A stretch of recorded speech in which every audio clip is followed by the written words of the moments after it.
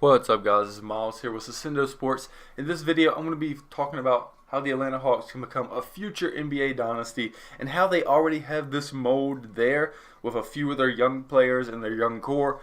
And I will compare them to the Houston Rockets and even the Golden State Warriors in a few years if this draft goes well for them. So now looking at the standings, they are sitting at 5th, which is good.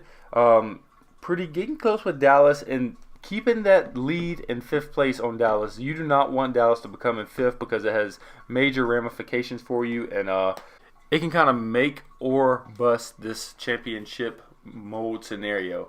So right now, the Hawks, of course, have their first round pick, but they have the Mavericks protected top 5. So as long as the Mavericks don't end up in the top 5, you get to keep that pick. And this is a loaded draft, so there's a lot of good prospects you could potentially draft or even trade up or down for. But in this scenario, I don't have either of that happening. We're going to pick both of our 5th and 6th picks. And here we see the team odds for number 1. So right now, the Hawks have a 10.5% chance to get the first round pick. And with that Mavericks pick, of course, they'll have a 9% chance. So you have a really good chance to get a top pick here. So now talking about the young core they already have. Trae Young, who is a shooter and a playmaker. He hasn't shot well this year, but he takes a lot of contested threes. But he's averaging 7.8 assists, which is really impressive. And he went on a major run just a few weeks ago where he was averaging like 30. Now, the most important guy besides Trae Young, I would say, is John Collins, who came into the league as more of a rebounder, inside scorer, but has now become more of a stretch forward, shooting 35.8% from the three-point line and 76% from the free throw line, averaging 19.5 and 9.7 rebounds. I mean, this is a sleeper all-star already. Then Kevin Huerter, we see he's another spot-up shooter for them. They're going to have a lot of these guys on their roster over the next few years if they want to contend, shooting 38% from the three-point line and 74% from the free throw line. Another key piece to the young core. And then we got Taurean Prince, another 3-and-D type player. He shoots 39.4% from the three-point line, and he plays pretty good defense. He would most likely be the guy they will match up against the other team's best small forward. And then moving on, they have another guy that can space the floor and shoot it, Dwayne Dedmon. We see he's shooting 37.9% from the three-point line and 81% from the free throw line. So they already have a lot of talent, and all of these guys can hit open shots. And especially they can hit threes, which is a big deal coming into this draft. Now, this is a mock draft. Now, we see they have the 5th and 6th pick, and they're selecting Kobe White and DeAndre Hunter.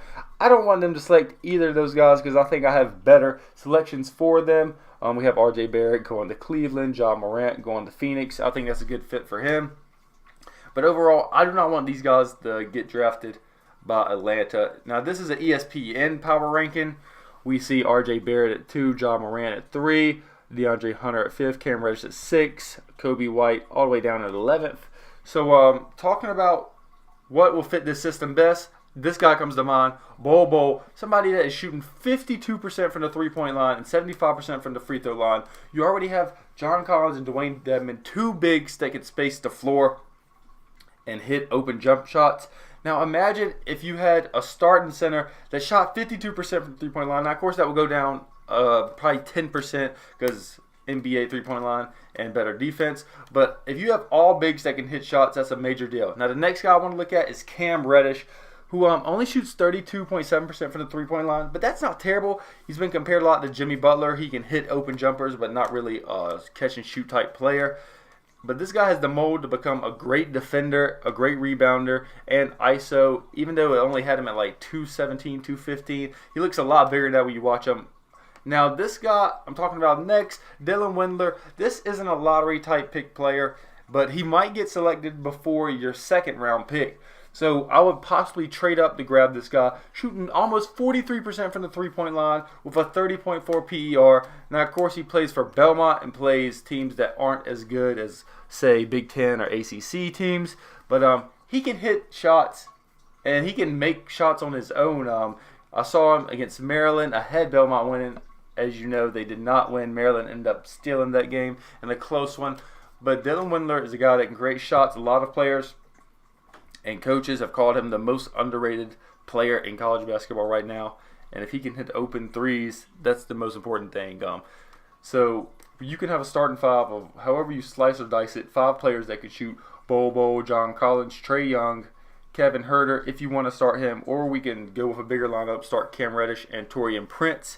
So you can kind of put it however you want it, but you're going to have a core of 8 to 9 players that can all hit threes. And talking about players that are still in the Hawks that aren't in the younger core, we have most importantly, I would say Kenton Bazemore, because he's another guy that can play 3 and D. He does have a big contract. They have tried to move him just because his age doesn't fit up with the other players. But if they end up keeping him, he's another guy that can play 3 or D. So we can go 8 to 9 deep of all players that can hit open threes and open mid-rangers, which is a big deal in this league. As we all know, you watch the Houston Rockets and Golden State Warriors, the way they play. Definitely Houston, very efficient, where they're going to take threes and points in the paint. And that's what the Hawks could build around. They can have this young core that takes threes and takes shots in the paint, and they can hit free throws. And in the East right now, the Raptors are a Kawhi loss away from becoming, a middle of the pack team. We're looking at New York if they don't get anything, and the Miami, they're kind of in this weird section in their timeline where they have a lot of young players that have potential, but then they also have older players like Gordon Dragic and Hassan Whiteside. So I don't know how that's going to pan out. If Kemba leaves Charlotte, they're not a playoff contender anymore. Orlando, they're kind of in the same boat with Miami. They have a lot of younger players, Markelle Fultz and Aaron Gordon. But then we have these older players like Vukovic, who was rumored to test free agency and probably find a better home. So there's a lot of teams that are at the back of the East that are very questionable of what's going to be happening over the next few years. Of course, you're going to have your Milwaukee, you're going to have Boston, you're going to have Philadelphia. Those guys aren't going anywhere. And Toronto, they're going to be a playoff contender even if Kawhi leaves, just because they have great coaching and great management. But the middle of the pack is kind of wide open. Now, Indiana, of course, they're going to be there a while again. I can't forget to mention them. They've done a great job this season. Even after Victor Oladipo has gotten hurt, they're still fighting for a 4th or 3rd seed. It's incredible. But that's about all I have to talk about today. Hopefully, the Mavericks won't get that pick, and the Hawks get to keep it. And from that point on, you'll have 2 lottery picks. And I definitely want to target people that can shoot. The more shooters you have, the better in this league. It's already proven. Even great post-up players and mid-range players, such as my favorite player, Carmelo Anthony, LaMarcus Aldridge, and DeMar DeRozan, they're starting to be left behind in this league unless you play with Greg Popovich and he just coaches you to the promised land. But that's all I have to say in this video. Thanks for watching.